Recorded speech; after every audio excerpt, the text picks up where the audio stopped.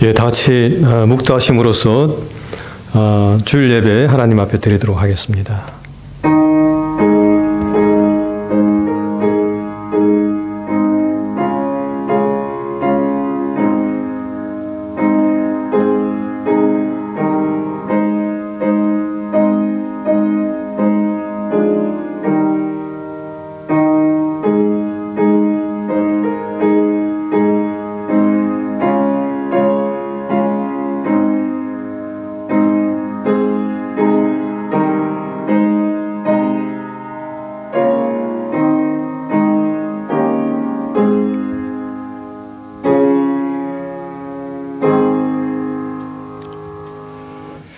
아들을 낳으리니 이름을 예수라 하라. 이는 그가 자기 백성을 저희 죄에서 구원할 자이심이라 하니라. 이 모든 일에 된 것은 주께서 선지자로 하신 말씀을 이루려 하심이니 가라사대 보라 처녀가 잉태하여 아들을 낳을 것이요 그 이름은 임마누엘이라 하리라 하셨으니 이를 번역한즉 하나님이 우리와 함께 계시다 함이라. 요셉이 잠을 깨 일어나서 주의 사자의 분부대로 행하여 그 아내를 데려왔으나 아들을 낳기까지 동침하지 아니하더니 낳음에 이름을 예수라 하니라. 아멘. 예, 다 같이 신앙 고백하겠습니다. 전능하사 천지를 만드신 하나님 아버지를 내가 믿사오며 그 외아들 우리 주 예수 그리스도를 믿사오니 이는 성령으로 잉태하사 동정녀 마리아에게 나시고 본디오 빌라도에게 고난을 받으사 십자가에 못 박혀 죽으시고 장사한 지 사흘 만에 죽은 자 가운데서 다시 살아나시며 하늘에 오르사 전능하신 하나님 우편에 앉아 계시다가 저리로서 산자와 죽은 자를 심판하러 오시리라. 성령을 믿사오며 거룩한 공예와 성도가 서로 교통하는 것과 죄를 사하여 주시는 것과 몸이 다시 사는 것과 영원히 사는 것을 믿사옵나이다. 아멘. 예, 찬송가 111장입니다. 새 찬송 111장입니다.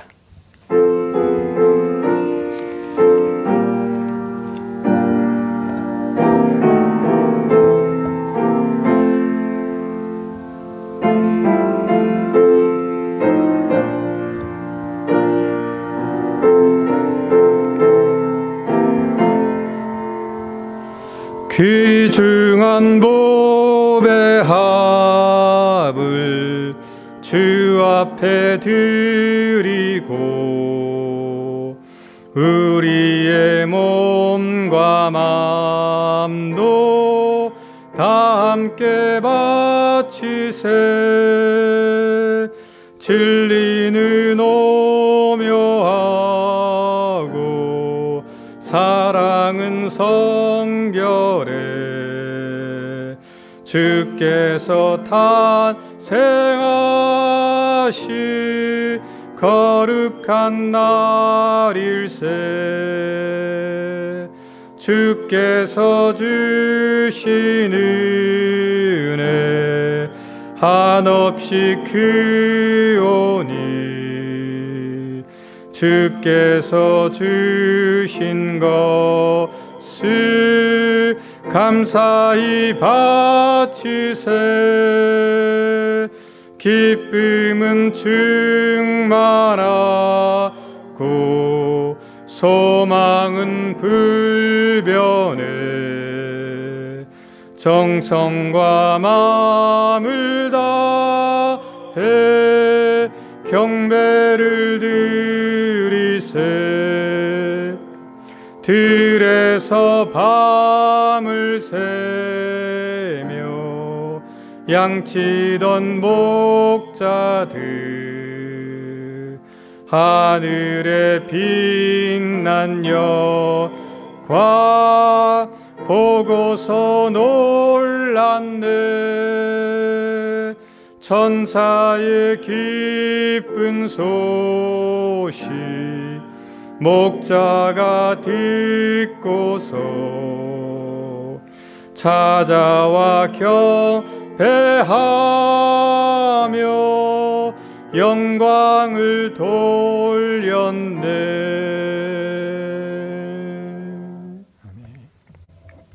네, 다 같이 기도하겠습니다. 사랑과 은혜가 충만하신 하나님 감사합니다. 지난 한 주간도 또 저희를 지켜주시고 또 오늘 거룩한 주일 예배로 하나님 앞에 또 나와 예배할 수 있도록 인도하심을 감사합니다. 하나님, 지난 한 주간의 삶을 돌아볼 때에 모든 것이 다 하나님의 은혜였음을 이 시간 고백합니다. 팬데믹 상황에서도 하나님께서 저희를 지켜주시고 또 저희의 건강을 허락하여 주시고 또 직장도 주시고 물질도 주시고 또 일용할 양식도 주시고 또 자녀들도 지켜주심을 감사합니다.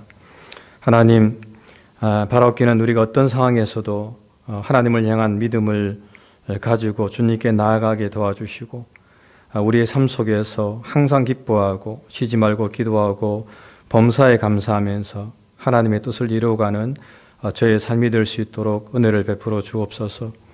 하나님, 또 오늘부터 또 다시 저희 교회가 영상으로 예배를 드립니다. 하나님, 바라옵기는 이 지역에 퍼진 또 전염병 주님께서 속히 붙들어 주시고 하나님, 은혜를 베풀어 주셔서 저희가 일상의 삶으로 돌아갈 수 있도록 은혜를 나누어 주시고 비록 우리가 영상으로 하나님께 예배를 드리지만 또 우리의 마음을 다하고 뜻을 다하고 성품을 다해서 살아계신 하나님께 신령과 진정으로 드려지는 귀한 예배가 될 수 있도록 은혜를 베풀어 주시옵소서. 하나님, 미국의 경제가 살아나기를 소원합니다. 정치도 속히 안정이 되게 도와주시고 또 대통령과 위정자들이 올바른 정치를 할 수 있도록 은혜를 베풀어 주옵소서. 사리사욕과 당리당략이 아닌 참으로 헐벗고 굶주린 백성들을 위한 정치를 할 수 있도록 주님께서 인도해 주시며 하나님, 저들의 선한 정치를 통해서 다시 한번 더 이 미국이 바르게 설 수 있도록 은혜를 베풀어 주시옵소서. 하나님, 또 이곳에 주의 몸된 교회를 세워주심을 감사합니다. 하나님, 이 은혜와 진리교회가 이 지역에 복음을 전하는 귀한 교회가 되게 도와주시고 또 선교하고 구제하며 주의 사랑을 실천하는 귀한 교회로서 하나님께 영광을 돌릴 수 있도록 은혜 나려 주시옵소서. 당회를 붙들어 주시고 은혜와 진리교회 온 교우들 가운데 주님 함께해 주시며 특별히 환우들 가운데 주님께서 함께해 주셔서 하나님, 저들의 질병을 주님께서 속히 고쳐주시고 모두가 다 하나님의 사랑과 은혜 가운데 살아갈 수 있도록 주님 늘 함께해 주시옵소서. 한 가정도 한 영혼도 시험에 드는 일이 없이 모두가 다 믿음 안에서 하나님 바라보게 하시고 생활할 수 있도록 은혜 베풀어 주옵소서. 어린 자녀들 가운데 주님께서 더 큰 은혜와 사랑 베풀어 주시고 하나님, 저들에게 믿음을 허락하여 주시며 또 지혜 가운데 저들이 성장할 수 있도록 하나님 붙들어 주옵소서. 멀리 선교주에서 선교하는 귀한 선교사님들 하나님께서 기억하시고 열악한 환경 가운데 주의 복음을 전하고 있습니다. 하나님, 저들에게 더 큰 은혜 베풀어 주시고 늘 성령 충만함 가운데 하나님의 뜻을 이뤄가는 귀한 주의 종들 될 수 있도록 은혜 베풀어 주옵소서. 또 이 시간 목사님 말씀을 증거합니다. 하나님, 귀한 말씀 전하실 때에 우리 모두가 다 아멘으로 화답하게 도와주시고 또 이 예배를 통해서 또 말씀을 통해서 우리 모두가 다 은혜 받고 다시 한 번 더 우리에게 주어진 이 한 주간을 힘있게 살아갈 수 있도록 역사하여 주시옵소서. 마치는 시간까지 하나님께서 함께 하시길 원하옵고 사랑 많으신 예수님 이름 받들어 간절히 기도드립니다. 아멘.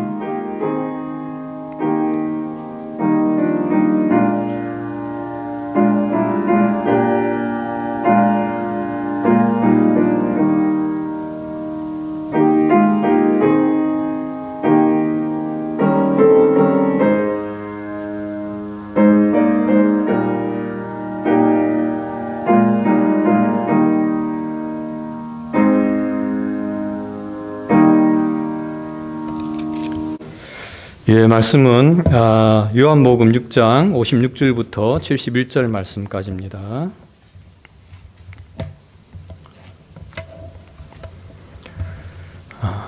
내 살을 먹고 내 피를 마시는 자는 내 안에 거하고 나도 그 안에 거하나니 살아계신 아버지께서 나를 보내심에 내가 아버지로 인하여 사는 것 같이 나를 먹는 그 사람도 나로 인하여 살리라.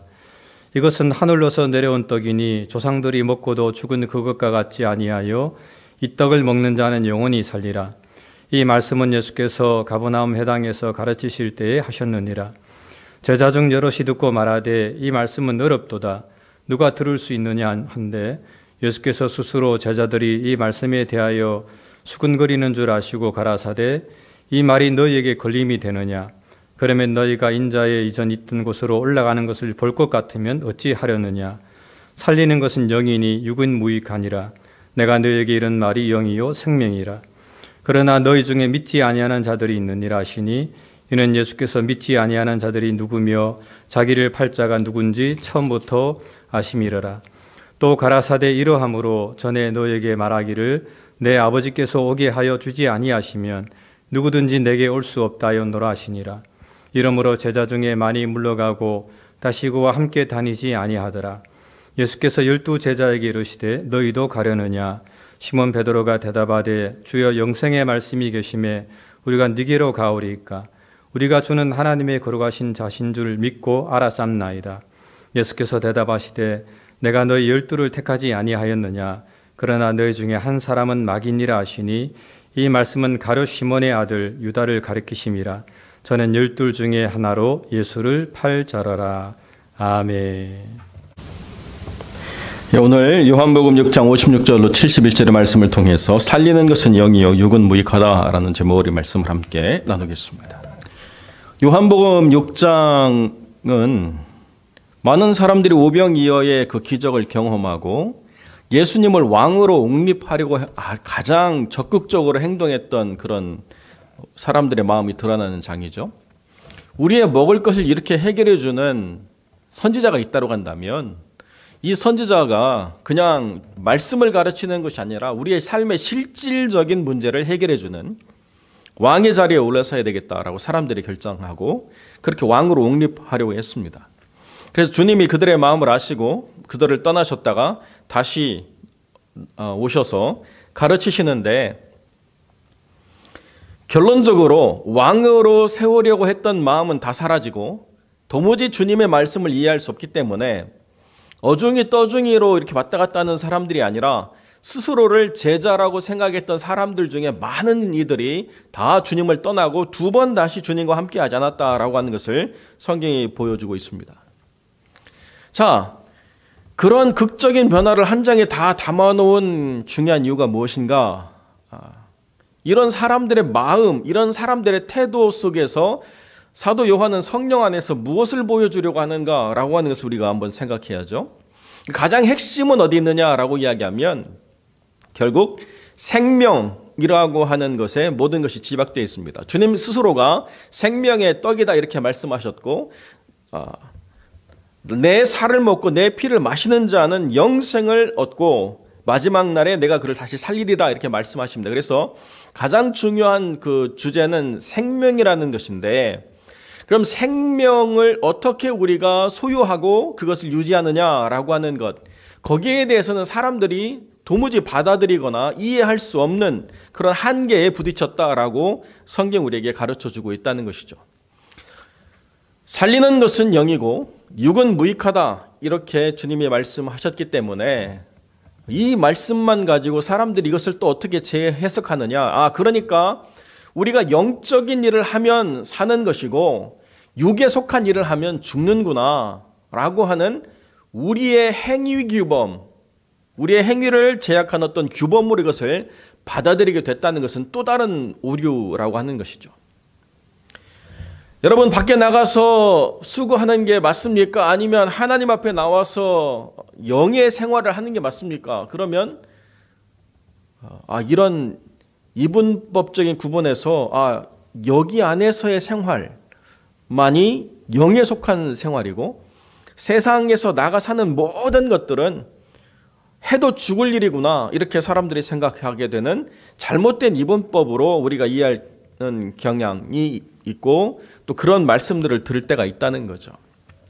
자, 그러니까 생명이라고 하는 것은 굉장히 중요한데 그것을 어떻게 우리가 누리고 소유하느냐라고 하는 것에 있어서는 사람들이 굉장히 무지하고 이해할 수 없었다. 심지어 제자라 할지라도 도무지 받아들이기가 어려웠다라고 하는 것을 성경이 보여주고 있다는 거죠.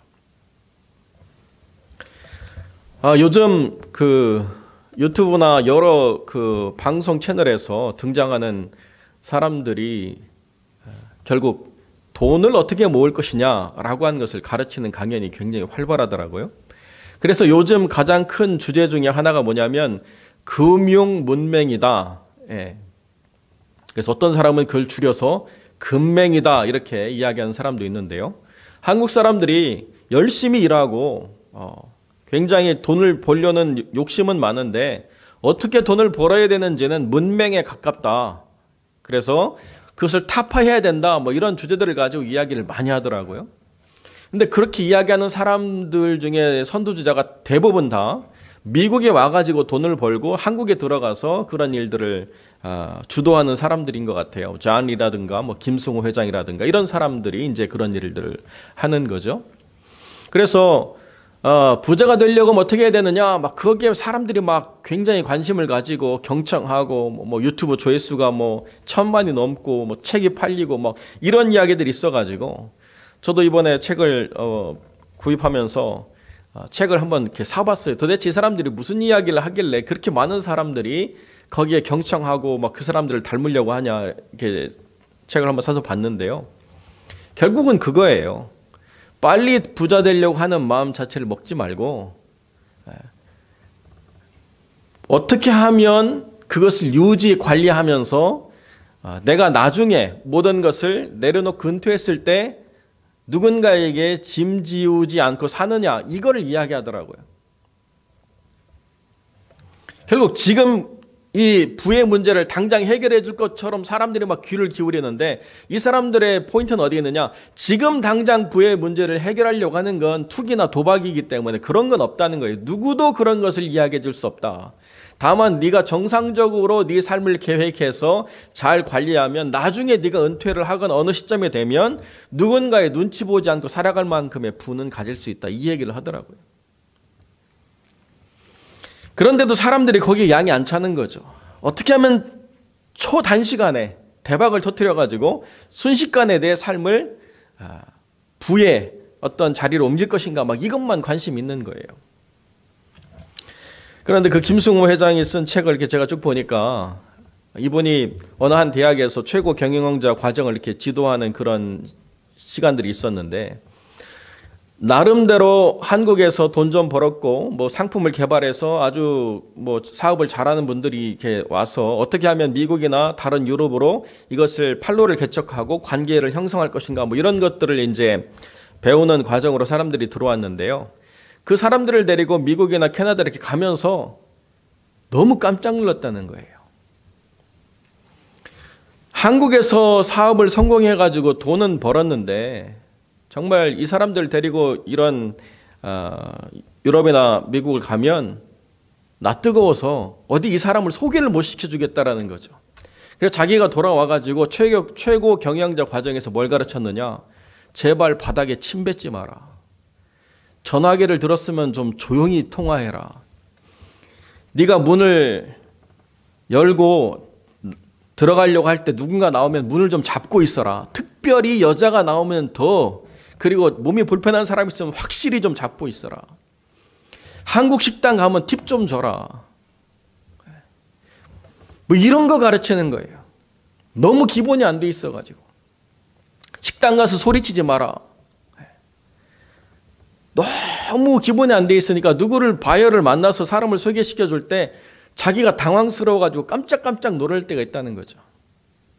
돈은 벌었는데 그 돈을 어떻게 유지 관리할 수 있는가를 더 확장시킬 수 없는 너무 부실한 기초에 있구나 뭐 이런 것을 생각해가지고 최고 경영자 과정인데 유치원 했대요. 자기가.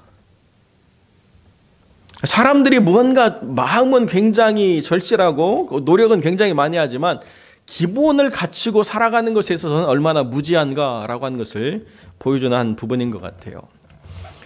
우리가 정말 많이 가지면 좋아하는 그것 중에 하나가 돈인데요. 돈을 사람들이 그렇게 사모해가지고 돈을 많이 가지려고 애를 쓰면서도 어떻게 돈을 갖는가에 대해서는 무지하고 그것을 배우려고 하는 의지는 없는 것. 그것이 그 사람이 지적하는 바였다는 거죠.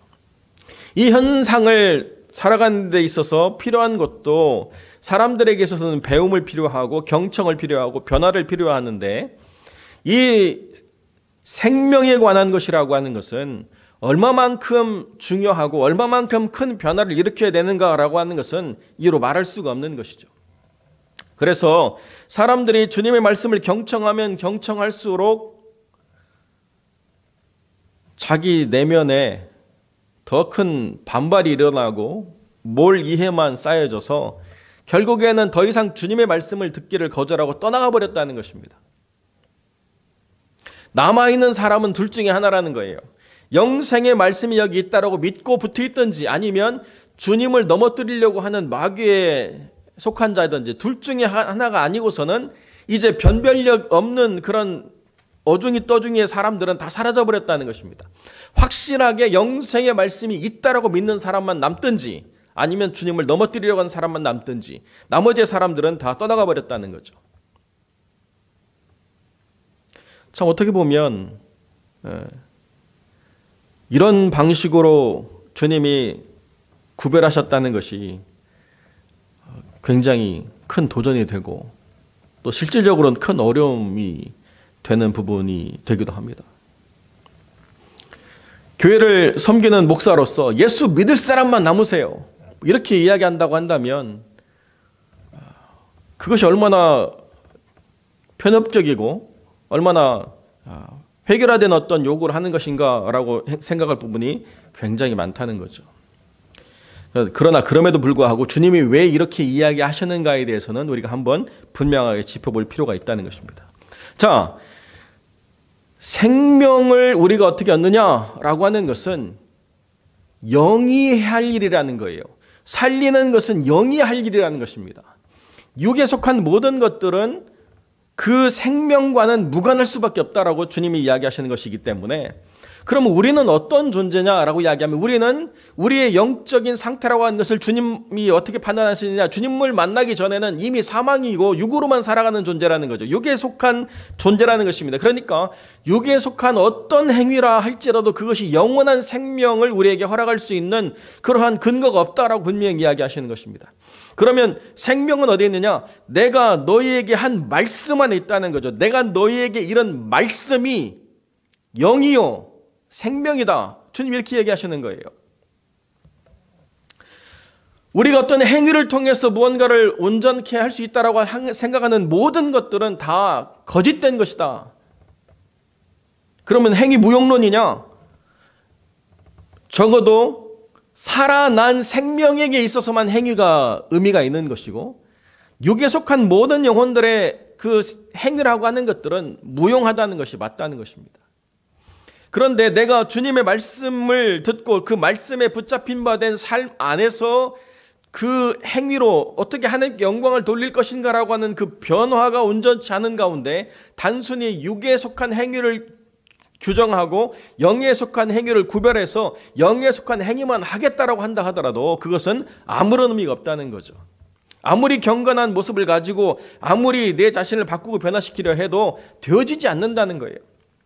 어떤 분이 미국에서 발행되는 한국신문에다가 투고란에 그렇게 올렸더라고요.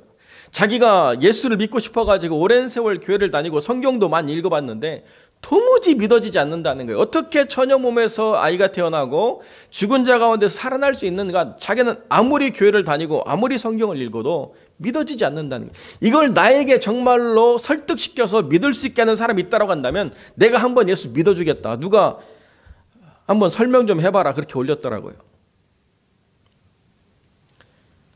여러분, 그 이야기를 들을 때 어떤 생각이 드십니까?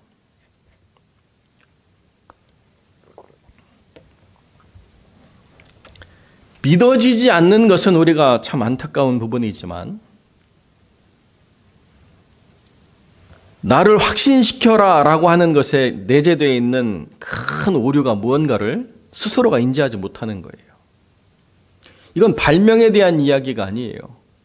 발견에 대한 이야기예요. 그 얘기는 뭐냐면 내가 그냥 증인으로서 이걸 봤다라고 하는 것으로 끝나는 이야기지 내가 이걸 만들어냈기 때문에 얼마든지 그것을 다시 만들 수 있어요라고 하는 이야기를 하는 게 아니거든요. 내가 주님을 믿음으로 그 증인이 되어서 이것을 이야기할 뿐이지 그것을 내가 인위적으로 조작해서 만들어냈던 것이 아니라고 이야기하는데도 여전히 내 앞에서 다시 시연해봐라 이 얘기를 하는 건 정말 바보 같은 이야기죠. 이건 역사적으로 일어난 일에 대한 증인으로서 내가 증언을 하는, 내가 발견한 것에 대한 증언을 하는 것이지, 내가 무언가를 발명했기 때문에 거기에 대해서 언제든지 시연할 수 있으니 나에게 와서 한번 보고 네 눈으로 듣고 네 귀로 듣고 네 눈으로 보고 확증해 봐라 이렇게 이야기하는 것이 결단코 될 수가 없다는 거거든요. 얼마나 다양한 발견들이 있습니까? 그걸 가지고 사람들이 묻지도 따지지 않고 오름이라고 이야기하잖아요. 심지어는 추론에 관한 것도 그냥 그런 권위를 가진 사람이 이야기하니까 그런가 보다라고 우리가 그냥 넘어가는 일들이 얼마나 많이 있습니까? 그런데요, 아직도 이 현대 그 위대한 과학자들이 창세기 1장 1절을 못 풀었다는 거예요. 성경의 첫 구절도 풀지 못해요. 태초에 시간이라고 하는 정의가 없죠. 하나님 증명 못하죠. 천지를, 공간에 대한 정의도 없거니와 그것을 어떻게 지금 발견해내는가 아직도 미지수죠. 창조하셨느니라. 도무지 이해할 수 없는 얘기죠. 창세기 1장 1절도 알아내지 못하는 인간이 어떻게 하나님이 이 땅에 오셔서 육을 입으시고 우리를 위하여 대신 죽으시고 다시 살아나셨는가를 설명하는가, 이건 되어지지 않는 이야기라는 거예요. 그 대단한 과학자들이 시간에 대해서 뭐라고 정의하느냐? 정의가 없어요. 시간에 대해서. 시간은 너의 상상의 산물일 뿐이다. 이게 가장 최근 제가 들은 과학적인 세미나의 결론이에요. 공간은 어떤가? 공간에 대한 정의도 없어요. 과학자들이 나와가지고 뭐라고 얘기했느냐? 빅뱅 이전의 상태에 대해서는 자기는 말할 수 없대요. 모른다는 거예요. 그 빅뱅 이후의 사건에 대해서 자기가 설명할 따름인데 그것도 그냥 추론일 뿐인 거예요. 공간에 대한 정의가 없다는 거죠. 어떤 서울대 교수가 와가지고 뭐라고 얘기했냐? 한 덩어리고 뭉쳤다가 터진 게 아니고 이것들이 가장 가까운 최소한의 상태로 밀집되어 있다가 벌어진 걸로 추측해야 된다. 여러분, 이건 가장 기본적인 과학의 원리를 위배하는 거잖아요. 만유인력의 법칙, 서로 끌어당기는 건데 왜 이것이 갑자기 튕겨쳐 나가야 되느냐를 설명 못하는 거예요. 왜 공간이 확장돼야 되느냐? 설명이 안 돼요. 왜 우주는 지금 더 빠른 속도로 확장되느냐? 추론만 가능해요. 우리가 살아가는 이 시대에 대한 공간에 대한 이해 아무것도 없어요. 그런데도 여전히 사람들은 내가 무언가를 이해해야만, 내가 무언가를 온전히 받아들일 수 있는 방식으로 다가와야만, 그래야만 이것이 참이요 진리일 뿐 아니라 내가 믿음의 관계로 넘어갈 수 있다라고 이야기하는 모순을 갖는다는 거예요. 자, 내가 너희에게 이른 말 그 자체가 영이요 생명이라고 하는 이 주님의 확실한 말씀을 도무지 받아들일 마음이 없는 거예요. 내 피를 먹고 내 살을 먹고 내 피를 마시는 것에 대해서 자기들이 이해가 되어지지 않는다라고 한다면 그게 무엇인가를 끝까지 가봐야 되는 거죠.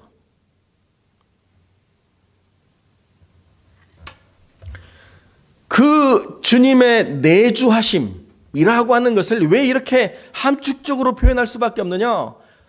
이것이 우리에게 성경으로 전달될 때 오염되거나 왜곡되거나 자기 생각대로 마음껏 곡해되어지지 않고 번역되지 않고 그냥 그대로를 담아내기 위한 함축적인 단어로 설명하시기 때문에 2000년이 지나도 여전히 우리가 이것을 해석하고 이것을 받아들일 수 형태로 우리에게 다가오거든요.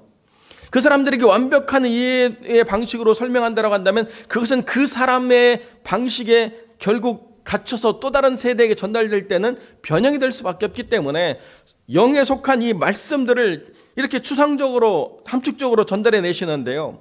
끝까지 가보지도 않고 3년의 시간을 주님이 계시는 3년 반의 시간을 계시는 그 동안에도 기다리지 못한 채 다 떠나가 버렸다는 게 문제라는 거예요. 더군다나 이것이 가버나움 회당에서 일어난 일이라는 거예요. 주님이 그것을 제2의 고향으로 삼으시고 정말 많은 일들을 행하셨거든요. 고라심과 베스다뿐만 아니라 가버나움도 주님이 정말로 많은 일들을 행하신 곳입니다.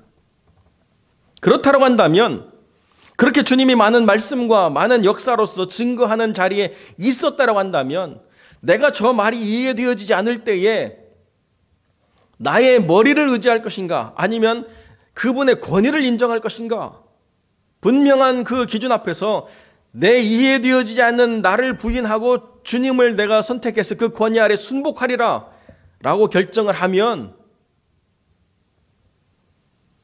그러면 생명을 얻는 놀라운 역사를 경험하게 된다. 베드로가 보여주고 있지 않습니까?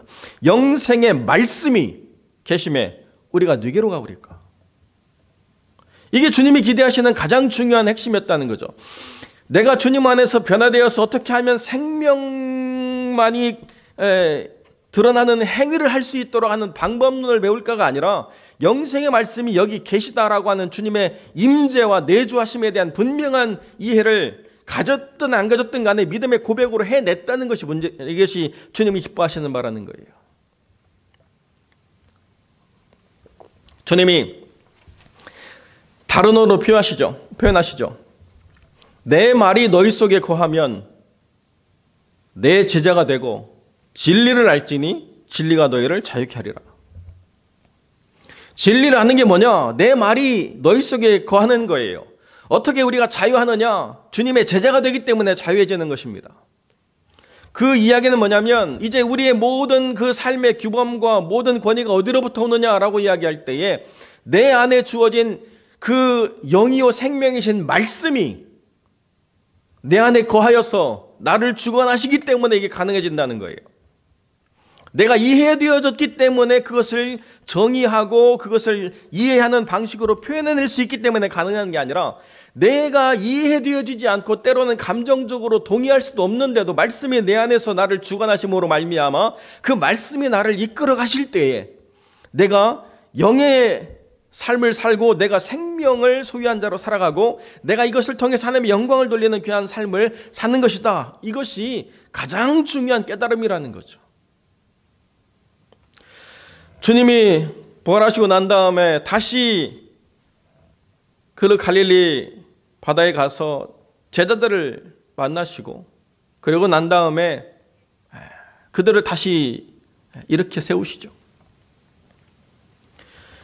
그들이 주님의 죽으심과 부활을 경험했음에도 불구하고 여전히 주님의 말씀이 나를 주관하는 방식으로 살아갈 것인가 아니면 이전의 삶을 살 것인가의 선택에서 주님의 말씀으로 온전히 붙잡힌 바 된 삶을 살지 못한 채 이전으로 돌아갔다는 모습을 성경은 보여주고 있습니다. 그래도 주님은 그들을 포기하지 않으시고 다시 권면하셔서 주님의 말씀이 그들을 주관하는 방식으로 이끌어 가실 때 가장 중요한 변화가 성령의 임재죠. 이 삼위일체적인 신앙이 세워지지 않으면 내가 말씀을 이해한다라고 해서 내가 말씀을 붙잡는다라고 해서 되어지지 않는구나. 어떻게 주님의 말씀이 내 속에 거하는가라고 이야기할 때 내 안에 내주하시는 성령께서 자유로 말씀하시지 아니하시고 오직 듣는 것을 말씀하시는 그분의 거룩하신 주관 안에서 우리가 그렇게 살아가는구나를 이해할 수 있게 되는 거죠. 이것이 주님이 가르치고자 했던 핵심이라는 거죠. 그러니까 이 큰 말씀의 어떤 스펙트럼을 다 우리가 보지 못한다라고 한다면 우리도 제자들처럼 그렇게 주님을 떠나가거나 또 실패할 수밖에 없는 부분이 있는데요. 우리는 다행히도 성경 안에서 이 전체적인 흐름을 다 이해할 수 있으니까 이거를 말씀하시려고 했구나. 이렇게 우리 안에 내주하시는 우리를 성전 삼으신 하나님의 영이 임해야 되는구나라고 하는 것을 온전히 이해하게 되는 건 아니겠습니까?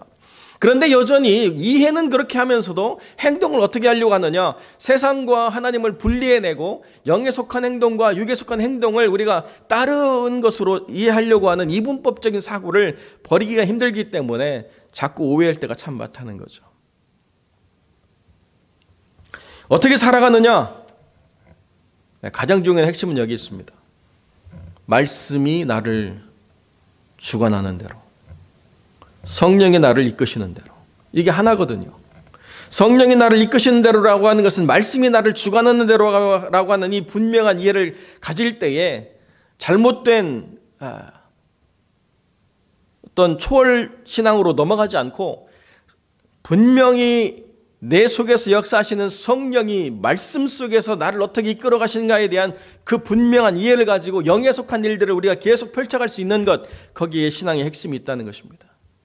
그렇지 않으면 자기를 자꾸 초월자로 만들려고 하는 그런 오해에 빠지거나 아니면 자기의 해석이 마치 하나님이 말씀하신 것이 되려고 하는 그런 큰 교만을 분명하게 드러낼 수밖에 없다는 것이죠. 오늘날 얼마나 많은 사람들이 말씀을 해석한다고 하면서 성령께서 그 상황과 조건과 모든 환경을 통틀어서 하나님의 주권을 가지고 이끌어 나가시려고 하는 방식으로 해설을 하려고 하는 것이 아니라 사람의 철학과 사람의 논리와 사람의 사고에 합당한 이야기를 가지고 그것을 설명해 나가는가, 여기에 사람들이 아무런 변별력이 없이 그냥 넘어가는 것들을 너무 많이 보게 돼요. 특별히 배웠다라고 하는 사람들이 너무 많이 무너지죠. 자기가 이해한 것이 마치 하나님이 내린 정의라고 생각하고 얼마나 교회를 회방하고 얼마나 말씀을 혼란케 하는지 이루 말할 수가 없습니다. 살리는 것은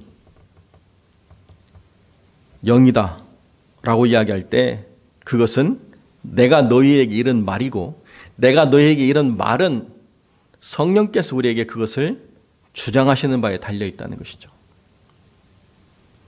그러니까 내가 마음대로 해석하고 그 안에서 자유를 누리는 것이 아니라 철저하게 성령에 붙잡힌 바 되어서 하나님이 나로 말미암아 이루고자 하시는 그 말씀, 그 한계에 내가 오롯이 머물러서 그것을 충만하게 내 삶에서 드러내려고 애쓰고 수고하는 것, 이것이 나를 살게 하고 이것이 생명을 또한 누군가에게 전달하는 귀중한 것이라고 하는 것을 우리가 분명히 깨닫게 하는 것이라는 거죠.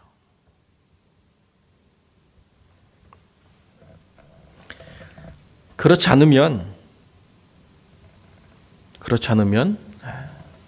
주님과 분리될 수밖에 없다.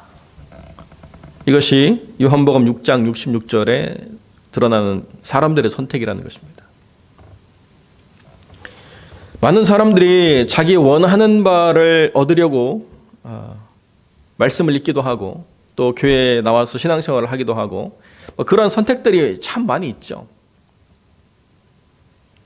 그런데 성령께서 나에게 어떤 말씀을 적용하셔서 나로 말미암아 어떤 행위를 하도록 이끌어 가시는가에 대해서는 지혜롭지 않을 때가 참 많이 있습니다.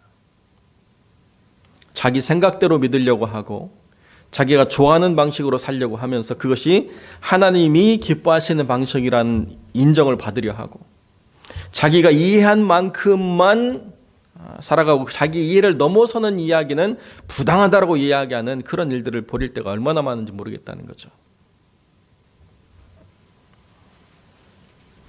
뭐가 하나님이 원하시는 바냐? 그 온전한 해석을 내 머리에 맡길 수 없다는 것이죠. 그렇기 때문에 성령께서 각 사람의 심령에 임재하셔서 성전 삼으시고 해석해 주시고 또 그것을 친히 주관하셔서 우리로 말미암아 그 말씀에 붙잡힌 바대로 살아갈 삶을 결단하고 나아가는 데 있어서 큰 위로와 큰 능력을 허락하시는 하나님이시다라는 걸 분명히 보게 되지 않습니까? 그 위대한 하나님의 사람 바울도 스페인이 마지막 땅끝인 줄 알고 그쪽으로 나아가려고 열심히 자기의 삶을 계획하며 나갔지만은 성령께서 마게도니아의 환상을 보여주시고 그를 부르시는 하나님의 뜻을 깨달은 이후에는 자기 계획 다 접어버리고 계속 그렇게 소아시아를 향해서 복음을 증거하는 삶을 살다가 하나님께 나아가는 것 아닙니까? 하나님 안에서 배우고 경험하고 소유하고 이런 것들이라고 하는 것은 하나님이 사용하시는 하나의 그 머티리얼들은 될 수 있지만 재료는 될 수 있지만 그 자체가 주도권을 갖는 것이 결코 아니기 때문에 그런 식으로 우리가 이해할 것이 아니라 성령께서 그 영혼을 어떻게 이끌어 가시느냐, 거기에 가장 중요한 핵심이 있고 그 사람에게 붙잡힌 바 된, 그 사람이 붙잡힌 바 된 그 말씀이 무엇이냐를 분명히 이해하는 것, 그것이 가장 중요하다는 것이죠.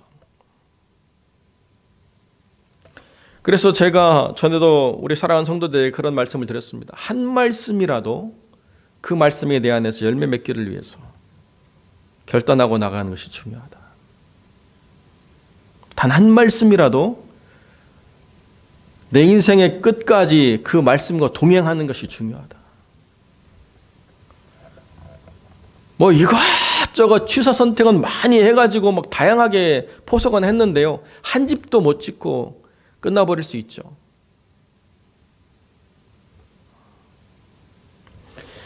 전에 바둑을 뭐 전문적으로 배운 건 아니지만 뭐 동네 바둑 이렇게 다 어릴 때 배우지 않습니까? 바둑 배우면 정말 재밌죠. 그런데요, 어느 한날 바둑에 고수하고 바둑을 두는데 막 열심히 막 뒀습니다. 두고 나니까요, 제 집이 하나도 없고 가운데 커다랗게 고수의 집만 채워졌어요. 뭐 이렇게 계속 영역 다툼이 아니라 맞쓰고 이렇게 둬봤거든요. 얼마나 내가 실력이 늘었나 했더니 만방이라고 하죠. 만방. 끝나버렸어요. 나는 열심히 수고하고 열심히 깔았는데, 깔고 나니까 남의 집 울타리 세워주고요, 깔았는데 남의 집 건축물 대고요, 뭐 나중에는 탈탈 털려가지고 내 집 다 막아버리고 다 끝났어요. 내 수고가 무슨 의미가 있는가? 아무런 의미가 없는 걸 보게 되는 거죠. 마찬가지입니다. 하나님의 의도가 무엇인가? 나를 통해서 하나님이 드러내시고자 하는 뜻이 무엇인가? 그것을 성령께서 어떻게 내게 설명해 주시는가? 이런 것을 듣고 이런 것을 이해하고 이런 것을 표현해내는 그러한 신앙인들이 더 많이 필요한 시대를 우리가 살아가고 있는데요. 실제적인 신앙의 핵심에 있어서는 정말 유치원생 같고 욕구만 막 하늘 끝까지 올라가는 세대를 보고 있다는 거죠. 돈을 대하듯이. 기본이 뭐냐? 성령께서 내 안에 임재하셔서 나에게 뭐라고 말씀하시는가?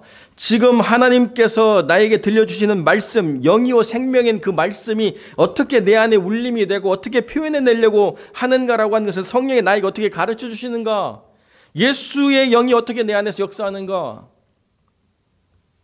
그 가장 기본적인 것들을 우리가 귀하게 여기고 거기에 선한 열심을 내지 않은 채 뭔가를 포장해내는데 우리가 바쁘고 분주한 일상을 살아가지 않나 하는 생각이 듭니다.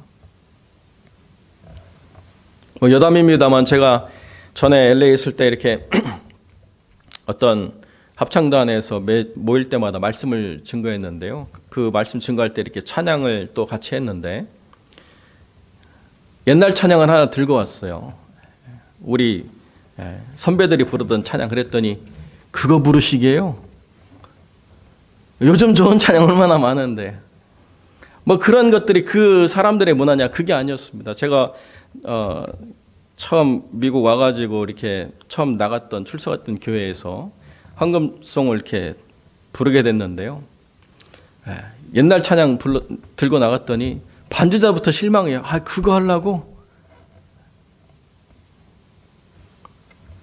뭐 그때 막 사람들이 유행했던 게 막 박종호 씨 찬양이었거든요. 막 음도 안 되는데 막 주일 아침 1부, 3부 막 이렇게 보면 뭐 목이 풀리지도 않는데 막 그런 찬양 자기가 준비해가지고 뭐 보여주기인지 뭔지 모르겠어요.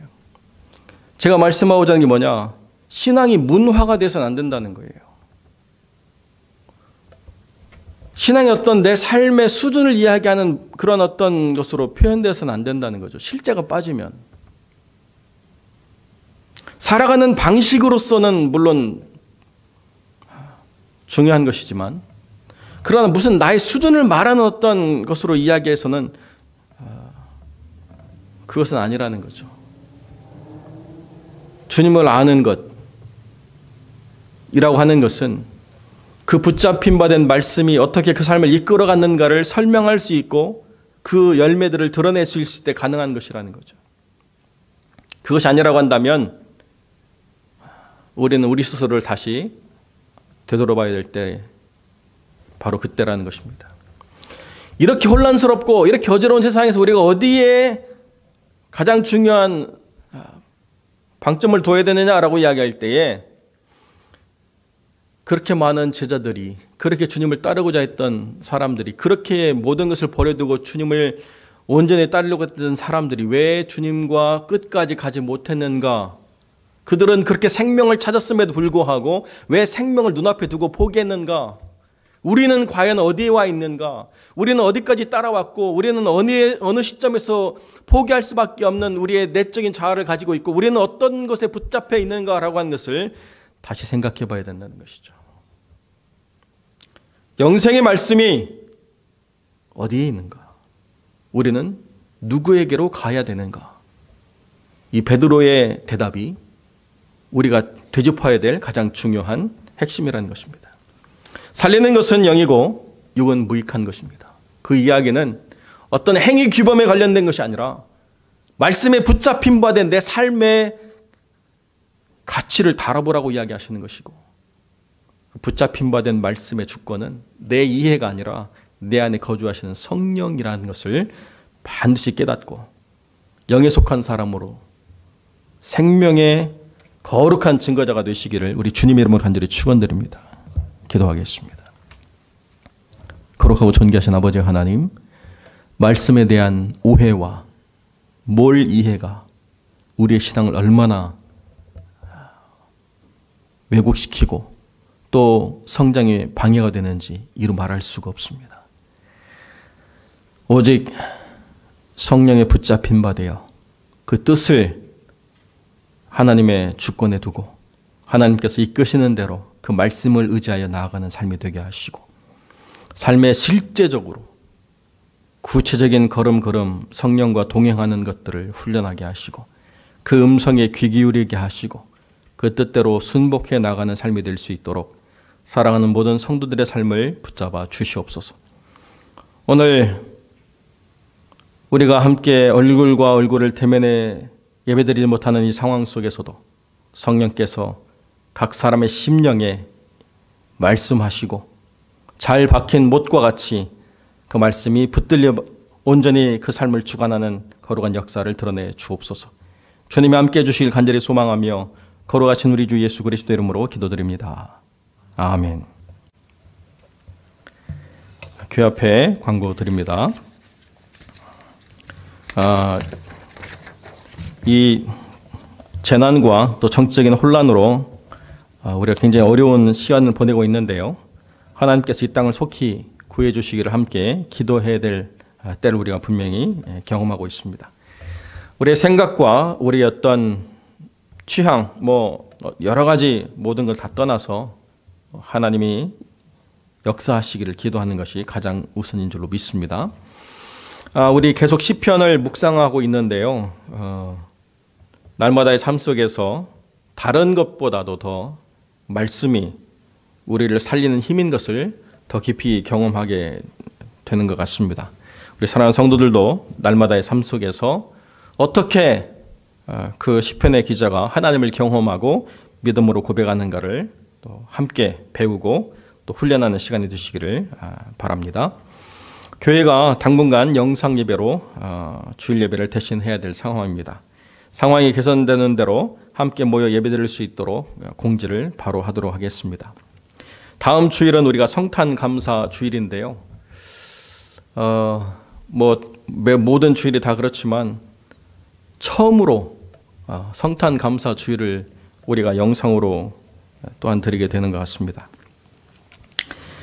그래서 주일 예배는 10시부터 우리가 드리지만 제가 11시부터 1시까지 좀 교회에 있어서 오실 수 있는 분들에게는 이번에 제작한 달력하고 또 어느 분이 도네이션 하신 선물을 배부해 드리려고 합니다. 그래서 물론 못 오시는 분들이 계실 수 있기 때문에 못 오시는 분들은 제가 또 전달해 드리도록 하겠지만 오실 수 있는 분들은 오셔서 또 이렇게 얼굴 한번 뵙고 또 이렇게 선물 전달해 드리는 시간 가질 수 있도록 주일 오전 11시부터 오후 1시, 이번 주일 아닙니다. 12월 20일 셋째 주일 그 시간을 기억하시고 오셔서 함께 얼굴 대면했으면 좋겠습니다. 환우들을 위해서 계속 기도해 주시기 바랍니다. 우리 최기삼 집사님 이하 여러분들이 아직 기도를 필요로 하는데요. 여러분 아시는 대로 꼭 기억하시고 기도해 주시기 부탁을 드립니다.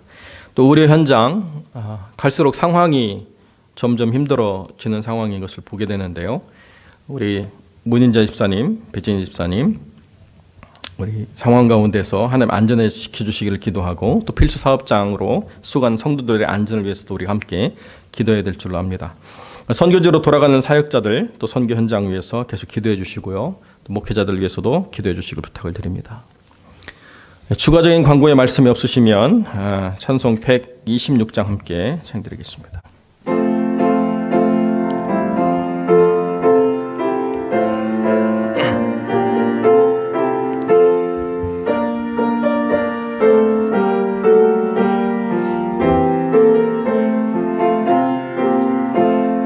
천사 찬송하기를 거룩하신 구주께 영광 돌려보내세. 구주 오늘 나셨네. 크고 작은 나라들 기뻐 찬답하여라. 영광 받을 왕의 왕 베들레헴에 나신 주. 영광 받을 왕의 왕 베들레헴에 나신 주. 오늘 나신 예수는 하늘에서 내려와 처녀 몸에 나셔서 사람 몸을 입었네. 세상 모든 사람들 영원하신 주님께 영광 돌려보내며 높이 찬양하여라. 영광 돌려보내며 높이 찬양하여라. 의로우신 예수는 평화의 왕이시고 세상 빛이 되시며 우리 생명 되시네.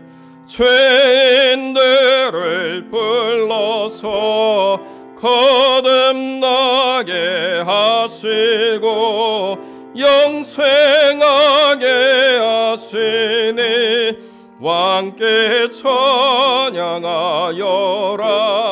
영생하게 하시니 왕께 찬양하여라.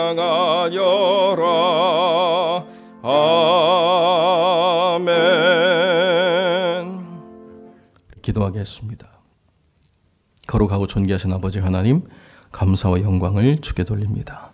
하나님 앞에 감사로 예물을 드리며 또 마음을 고백하며 도우심을 바라는 모든 영혼들에게 하나님 함께해 주셔서 하나님께서 그 삶을 채우시고 부욕해 하시며 풍성하게 하실 뿐만 아니라 하나님을 의지하는 자들이 하나님의 능력을 힘입어 구원을 얻는 놀라운 역사를 맛보고 경험케 하여 주옵소서.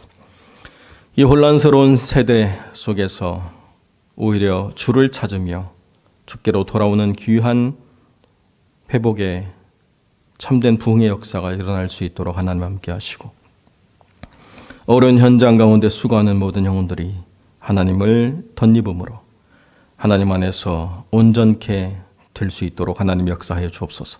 선교의 모든 현장, 복음 증거의 모든 자리 하나님 역사하시고 교회가 이 일로 인하여 위축되거나 사역자들이 힘들어서 그 길을 떠나지 않도록 주님 붙잡아 주시고 주님 끝까지 승리할 수 있도록 역사하여 주옵소서. 이제는 우리 주 예수 그리스도의 은혜와 아버지 하나님의 사랑과 성령의 교통하심이 성령 안에서 그 말씀에 붙잡힌 바 되어 영의 역사 써가는 성도들 되기를 소망하는 귀한 권속들 머리 위에 이제로 영원토록 함께 계실지어다. 아멘.